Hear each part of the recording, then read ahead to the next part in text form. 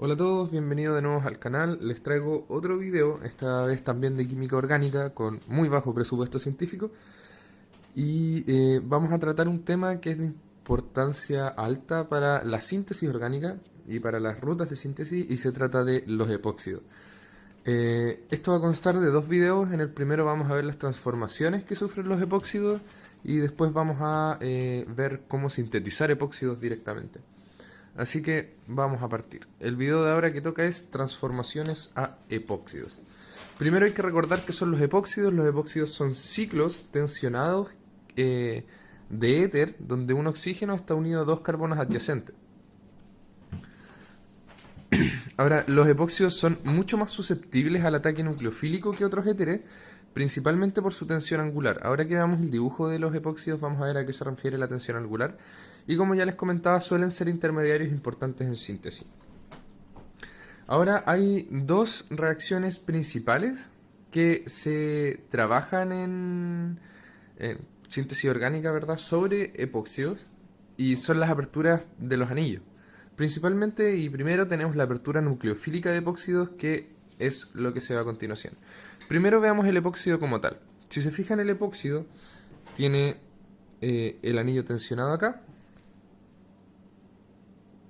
el oxígeno, los electrones libres, ¿verdad?, y los carbonos asociados.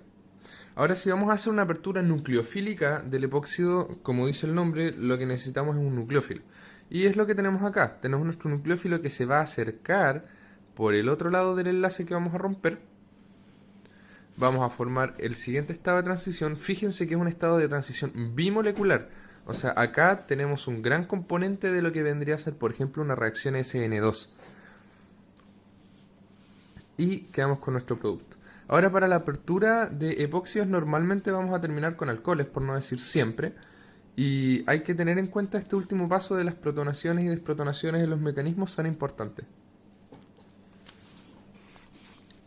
Ahora, fíjense acá que tengo dos carbonos a los que atacar posiblemente, ¿verdad? El que está más sustituido y el que está menos sustituido. En este caso, el ataque nucleofílico está cinéticamente favorecido, bastante favorecido, eh, hacia el carbono que tenga el menor impedimento estérico. Acá hay muchos electrones dando vuelta, ya agregarle más electrones dando vuelta a ese carbono cercano, ¿verdad?, para que se acerque un nucleófilo es difícil. Recordad que los nucleófilos ya tienen electrones, entonces se repelen con densidades de carga. Por lo que en esta reacción va a ser mucho más factible que el nucleófilo ataque directamente a un carbono menos sustituido. Si acá tuviese otro hidrógeno en vez de un grupo metilo, sería aún más fácil atacar ese carbono. Por lo que en este caso decimos que la reacción tiene un control estérico. Los epóxidos también se pueden reducir a alcoholes cuando reaccionan con hidruro de litio de aluminio, que es uno de los reductores clásicos, ¿verdad? Transfiriéndose el hidruro, nuevamente, recordar, el hidruro, como ven, tiene carga negativa, entonces va a funcionar como un nucleófilo, es una base fuerte, así que va a atacar también al carbono menos sustituido. Veamos el ejemplo de acá. Si es que partimos con el 1,2 epoxidecano, reducimos con hidruro de aluminio y litio en medio pozo, ¿verdad? O hacemos reaccionar con agua, en realidad, que sería la hidrólisis, para después protonar el alcoxio, como vimos delante, vamos a obtener el siguiente producto. Si se fijan, acá teníamos dos opciones: el carbono menos sustituido, el carbono más sustituido. Claramente la reducción fue hacia el carbono menos sustituido. En este caso vamos a tener tres hidrógenos ahora en vez de los dos iniciales. Ahora, como ya les mencioné y las aperturas de los anillos son tipo SN2, hay que considerar la estereoquímica de los carbonos afectados. Vamos a ver acá un ejemplo con el que ya espero que quede claro. Tengamos por ejemplo el caso de este amoníaco que va a actuar como nucleófilo y va a abrir este anillo.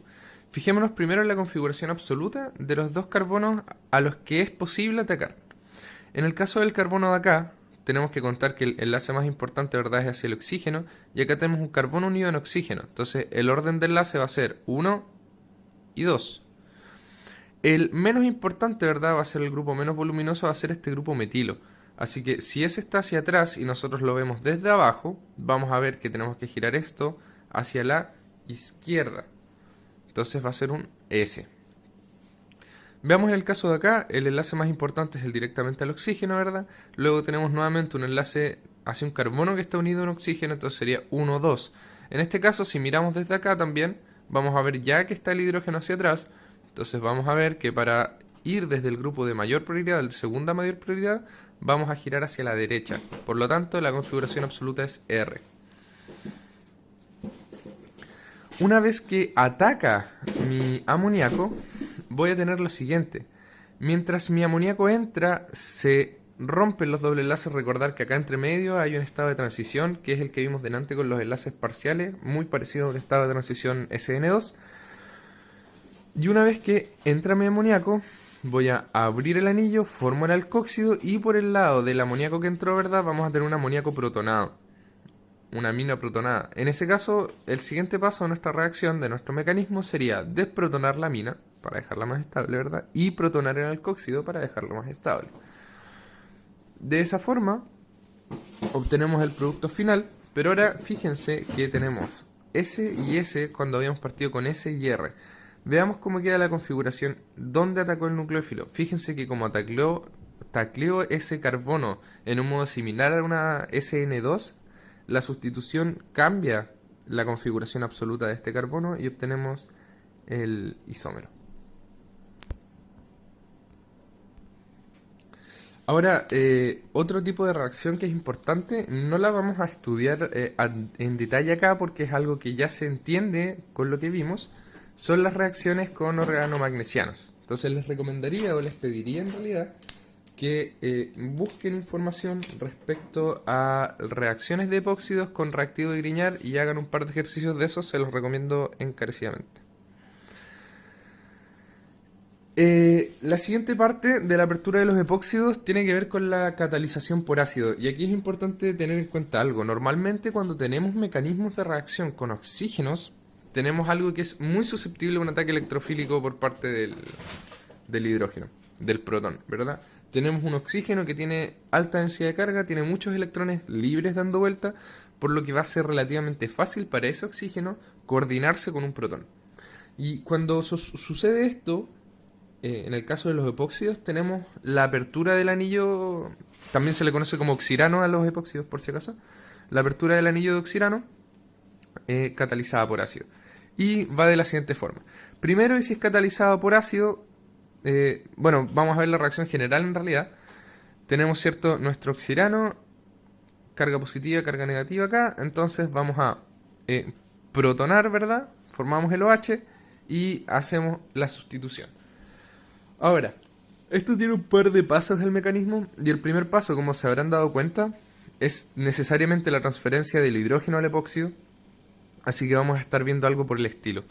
Primero, cuando nuestro hidrógeno se acerque, los electrones libres del oxígeno van a abstraer un protón y esos electrones del protón van a pasar a la molécula de hidrógeno, que ahora va a ser agua, ¿verdad? Y de esa forma vamos a obtener dos cosas. Primero, vamos a obtener un catión, que va a ser nuestro estado intermediario. Y segundo, la molécula de agua, que no va a afectar a la reacción posteriormente. La segunda parte, ahora que tenemos el estado de transición, hay que entender cómo funciona este estado de transición. Acá tenemos un oxígeno que es altamente electronegativo, pero tiene una carga positiva. Eso no suena muy estable. Lo que va a estar haciendo este oxígeno es abstraer carga de los carbonos vecinales. Entonces tienen que pensar que en estos dos enlaces del oxirano protonado, como se muestra ahí, el oxígeno está fuertemente atrayendo la carga de esos dos carbonos. Ahora nosotros vimos con anterioridad que había un tipo de carbono o habían algunos tipos de carbono que pueden entregar carga con mayor facilidad y eso está relacionado con su grado de sustitución.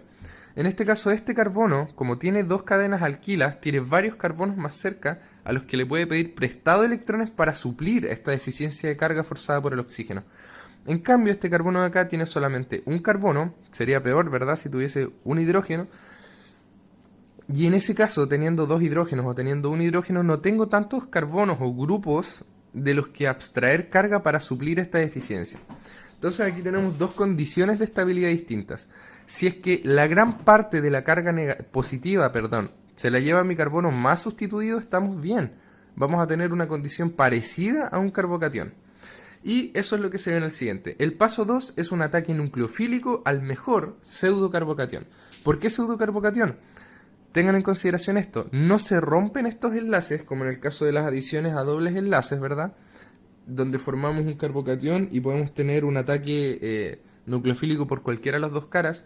En este caso, la estereoquímica se retiene porque no tenemos un carbocatión formalmente, solamente tenemos una alta densidad de carga positiva. Por eso, un pseudocarbocatión. ¿Cómo funcionaría ese ataque entonces? Tenemos nuestro oxirano acá, ¿verdad? Fíjense las diferencias de polarización. Mi carbono menos sustituido tiene una delta positivo pequeño y baja polarización en su enlace. Mi carbono más sustituido tiene un delta positivo muy alto y una alta polarización en su enlace. Eso significa que mi reacción va a muy probablemente, por no decir en su gran mayoría, correr en la forma en que mi nucleófilo ataca el pseudocarbocatión más estable. Este vendría a ser el paso lento, ¿verdad?, de la apertura del anillo. Y vamos a tener finalmente nuestro producto. Ahora, nuevamente, fíjense en lo que pasó. Tuvimos en esta parte un ataque nucleofílico de nuevo, tipo SN2, ¿verdad? Porque cuando se va acercando mi nucleófilo, se rompe ese enlace. Por lo que también tenemos que considerar la estereoquímica de los productos y de los reactantes. Nosotros partimos con un reactante RR y vamos a terminar con un diastereoisómero SR. Ahora el paso 3 es opcional y es estabilizar el grupo entrante, ¿verdad?, el nucleófilo desprotonando. ¿Cuándo se hace esto? Como lo vimos delante, por ejemplo, en el caso de las aminas, si nuestro nucleófilo es un amoníaco o es una amina secundaria, si nuestro nucleófilo es el agua, en ese caso tenemos que desprotonarlos para mantenerlos como buenos grupos ahí. De lo contrario, sabemos que el agua es un buen grupo saliente y como agua va a volver a salir, ¿verdad? Ahora, un paso importante acá que hay que tener en cuenta y que es un poco distinto a lo que se ve en química orgánica muchas otras veces, es que en este caso, a pesar de estar la reacción catalizada por ácido, hay cierta estereoespecificidad. No vamos a tener mezclas racémicas como en el caso de las adiciones a dobles enlaces. Por lo tanto, ahí es donde está la mayoría de la importancia en síntesis de los anillos de epoxi. Ahora, esas son las dos formas realmente más importantes de abrir anillos de oxirano, ¿verdad? Básicamente son o mediante un nucleófilo fuerte o bien mediante una catálisis ácida. Recordar que en el paso final, ¿verdad?, de una catálisis ácida, si estamos catalizando con ácido, el protón debiese volver a salir. O sea, si entra primero un protón mediante hidronio, finalmente debiese yo liberar un protón mediante hidronio, que es lo que se ve en el paso 3 acá. Ese sería entonces el primer video en cuanto a las transformaciones de los anillos de oxirano, para qué nos sirven los anillos de oxirano. Y en el siguiente video vamos a ver las rutas de síntesis para obtener este tipo de compuestos, este tipo de anillos que, como ya nos vimos, y obtienen y retienen la estereoquímica del compuesto, o tienen una estereoquímica, una regioselectividad fija, son muy útiles como intermediarios sintéticos y se usan bastante en la síntesis industrial de fármacos, de polímeros, plásticos, etc. Eso fue todo por este video entonces. Muchas gracias por apoyar al bajo presupuesto científico del país. Nice job.